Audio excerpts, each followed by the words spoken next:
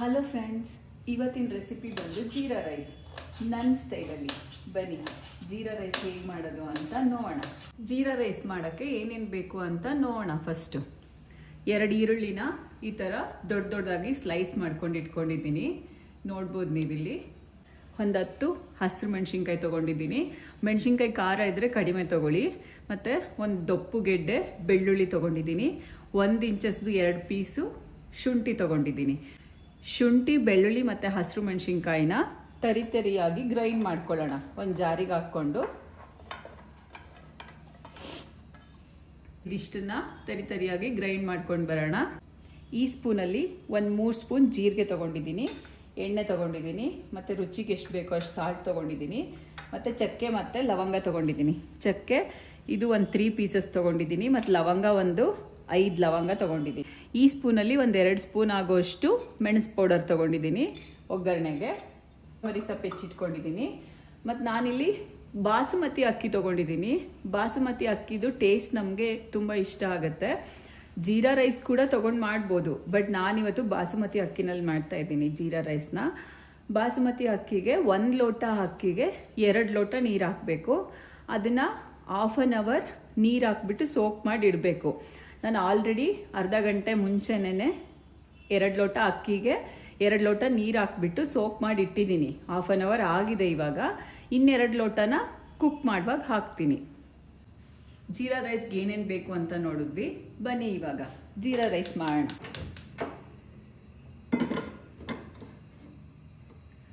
ಎಣ್ಣೆ ಹಾಕ್ಕೊಳ್ಳೋಣ.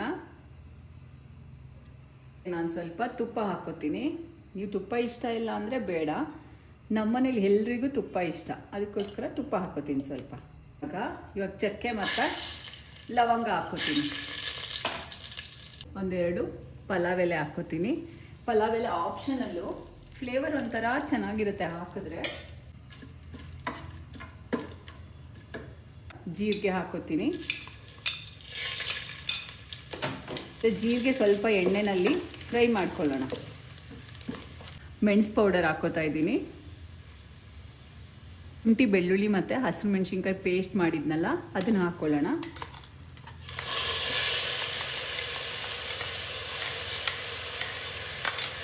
ಅದು ಶುಂಠಿ ಬೆಳ್ಳುಳ್ಳಿದು ಸ್ವಲ್ಪ ಹಸಿ ವಾಸನೆ ಹೋಗೋವರೆಗೂ ಎಣ್ಣೆಯಲ್ಲಿ ಹುರ್ಕೊಳ್ಳೋಣ. ಕಟ್ ಮಾಡಿ ಇಟ್ಕೊಂಡಿರೋ ಈರುಳ್ಳಿ ಹಾಕ್ಕೋತೀನಿ.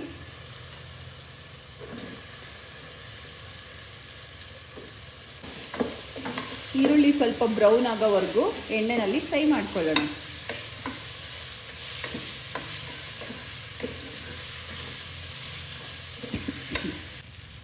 ನೋಡಿ, ಸಾಲ್ಟ್ ಹಾಕ್ಕೊತಿದ್ದೀನಿ.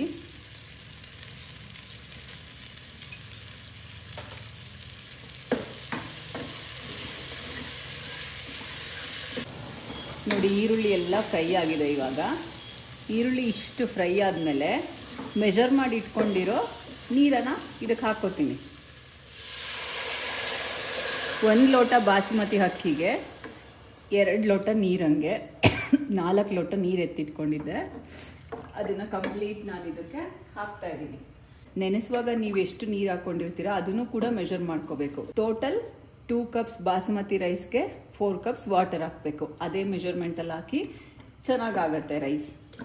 ನೀರು ಈ ಥರ ಕುದಿಯೋಕ್ಕೆ ಬಂದಮೇಲೆ ನೆನೆಸಿಟ್ಕೊಂಡಿರೋ ಅಕ್ಕಿ ಹಾಕಿಬಿಡೋಣ. ಒಂದ್ಸಲ ಮಿಕ್ಸ್ ಮಾಡಿಬಿಟ್ಟು ಚೆನ್ನಾಗಿ ಲಾಸ್ಟಲ್ಲಿ ಕೊತ್ತಂಬರಿ ಸೊಪ್ಪು ಹಾಕ್ತಾಯಿದ್ದೀನಿ. ಕೊತ್ತಂಬರಿ ಸೊಪ್ಪು ಹಾಕಿದ್ಮೇಲೆ ಲಿಡ್ ಕ್ಲೋಸ್ ಮಾಡಿಬಿಡೋಣ. ಲಿಡ್ ಕ್ಲೋಸ್ ಮಾಡಿಬಿಟ್ಟು 1 ವಿಷಲ್ ಕೂಗಿಸ್ಕೊಳ್ಳೋಣ. ಕೂಗಿದ್ರೆ ಜೀರಾ ರೈಸ್ ರೆಡಿ ಆಯಿತು. ಕುಕ್ಕರ್ ಕೂಗಿದೆ. ಮನೆಯೆಲ್ಲ ಫುಲ್ ಗಮ್ ಅಂತ ಇದೆ. ಜೀರಾ ರೈಸ್ದೇ ಫ್ಲೇವರ್ ಎಲ್ಲ ಕಡೆ ಸ್ಪ್ರೆಡ್ ಆಗಿದೆ. ಇವಾಗ ವಿಷಲ್ ಕೂಡ ಬಿಟ್ಟಿದೆ. ಜೀರಾ ರೈಸ್ ಹೇಗಾಗಿದೆ ಅಂತ ನೋಡೋಣ. ವಾವ್, ಏನು ಸಕ್ಕತ್ತಾಗಿದೆ ನೋಡಿ. ಅದನ್ನೆಲ್ಲ ಚೆನ್ನಾಗಿ ಮಿಕ್ಸ್ ಮಾಡಿಬಿಟ್ರೆ ಜೀರಾ ರೈಸ್ ರೆಡಿ ಆಯಿತು. ಕುಕ್ಕರ್ ಲಿಡ್ ಓಪನ್ ಮಾಡಿದ ಕೂಡಲೇ ಆಲ್ಮೋಸ್ಟ್ ಮಸಾಲ ಐಟಮ್ಸ್ ಎಲ್ಲ ಮೇಲೆ ಇರುತ್ತೆ. ಅದನ್ನೆಲ್ಲ ಎತ್ತಿಟ್ಕೊಂಡ್ಬಿಡಿ. ಯಾಕಂದರೆ ಅದು ತಿನ್ನುವಾಗ ಬಾಯಿಗೆ ಸಿಕ್ಕರೆ ಅಷ್ಟು ಚೆನ್ನಾಗಿರಲ್ಲ. ಅದಕ್ಕೆ ಈ ಥರ ಎಲ್ಲ ಎತ್ತಿಟ್ಕೊಂಡ್ಬಿಡ್ತೀನಿ. ಎತ್ತಿಟ್ಕೊಂಡ್ಬಿಟ್ಟು ಆಮೇಲೆ ಮಿಕ್ಸ್ ಮಾಡ್ಕೊತೀನಿ. ನೋಡಿ ಎಷ್ಟು ಉದುದ್ರಾಗಿ ಬಂದಿದೆ ರೈಸ್ ಅಂತ. ನಾನು ಯಾವ ಮೆಜರ್ಮೆಂಟಲ್ಲಿ ಹೇಳಿದ್ನೋ ಅದೇ ಮೆಜರ್ಮೆಂಟಲ್ಲಿ ವಾಟರ್ ಹಾಕ್ಕೊಳ್ಳಿ, ಆವಾಗ ಸೇಮ್ ಇದೇ ಥರ ಬರುತ್ತೆ ರೈಸು. ಉದುದ್ರಾಗಿದೆ ಅಂತ ಪರ್ಫೆಕ್ಟಾಗಿ ಆಗಿದೆ ರೈಸ್, ಗಟ್ಟಿನೂ ಇಲ್ಲ ಮೆತ್ತಗೂ ಇಲ್ಲ. ಜೀರಾ ರೈಸ್ ದಾಲ್ ಜೊತೆ ಟ್ರೈ ಮಾಡೋಣ, ಇನ್ನೂ ಸಖತ್ತಾಗಿರುತ್ತೆ. ಚಪಾತಿಗೆ ಪಾಲಕ್ ದಾಲ್ ಮಾಡಿದ್ದೆ ಬೆಳಗ್ಗೆ, ಸೊ ಅದೇ ದಾಲ್ ತುಂಬ ಚೆನ್ನಾಗಾಗಿದೆ ಅಂದರು. ಆ ದಾಲ್ ಜೊತೆಗೆ ಜೀರಾ ರೈಸ್ ಕೂಡ ಚೆನ್ನಾಗಿರುತ್ತೆ ಅಂತ ಮಧ್ಯಾಹ್ನ ಊಟಕ್ಕೆ ಜೀರಾ ರೈಸ್ ಮಾಡಿದ್ದೀನಿ. ಆನಿಯನ್ ಮಸ್ಟ್ ಆ್ಯಂಡ್ ಶುಡ್ ಬೇಕೇ ಬೇಕು ನನಗೆಲ್ಲದಕ್ಕೂ, ಮತ್ತು ಲೆಮನ್. ಬನ್ನಿ ಜೀರಾ ರೈಸ್ ಹೇಗೆ ಅದಕ್ಕಿದೆ ಅಂತ ಟ್ರೈ ಮಾಡಿ.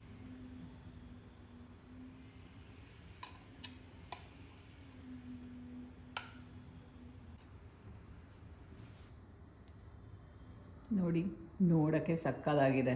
ಟೇಸ್ಟ್ ಮಾಡೋಣ. ಆಹಾ, ಸೂಪರಾಗಿ ಆಗಿದೆ. ನೀವು ಒಂದ್ಸಲ ಟ್ರೈ ಮಾಡಿ.